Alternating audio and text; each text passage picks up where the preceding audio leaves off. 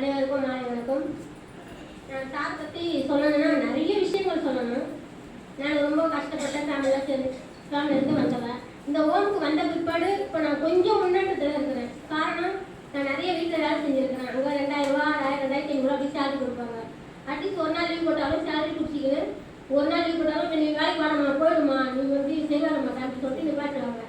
நான் கிட்டியில் கல் இருந்தால் நான் ஒரு மாதம் லீவில் இருந்தேன். சாரி எனக்கு அப்படி நிறைய உதவி செஞ்சாரு. எனக்கு சாப்பாடு மேலே கொடுத்தாங்க. ஃப்ரூட்ஸு பழம் எல்லாம் எங்கள் நிறைய மேடமும் செல்வாக்கா எடுத்துகிட்டு வந்து கொடுப்பாங்க.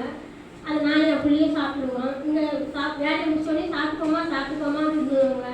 நான் போயிட்டு சாப்பாடு சேர்த்துக்கூட என் பையன் சாப்பிட போடுவான். அதனால நான் சாப்பிட்டு போவேன். அவர் நினைக்கிற காரியம் எல்லாமும் கடவுள் புண்ணியத்தில் எல்லாம் வெற்றி ஆகும்னு சொல்லிட்டு நான் கடவுளை வேண்டிக்கிறேன். நான் வந்து 8வது வரைக்கும் தான் படித்தேன். நான் ரொம்ப கஷ்டப்பட்டு படித்தேன். அந்த சாப்பாட்டில் வந்து புழு இருக்கும், கல் இருக்கும், உமி இருக்கும், நெல் இருக்கும். அதெல்லாம் தூக்கி எரிஞ்சிட்டு நான் சாப்பிட்டுட்டு நான் 8வது வரைக்கும் படித்தேன்.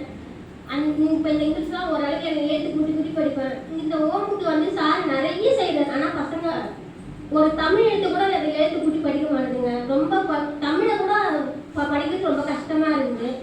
அது கொஞ்சம் சார் ரொம்ப கஷ்டப்படுறது. சாரை நினைச்சு பார்த்து படித்து சாருக்கு ஒரு நல்ல பேர் வாங்கி தரணும்னு சொல்லிட்டு நான் பசங்களை வேண்டி கேட்குறேன். அவ்வளவுதான்.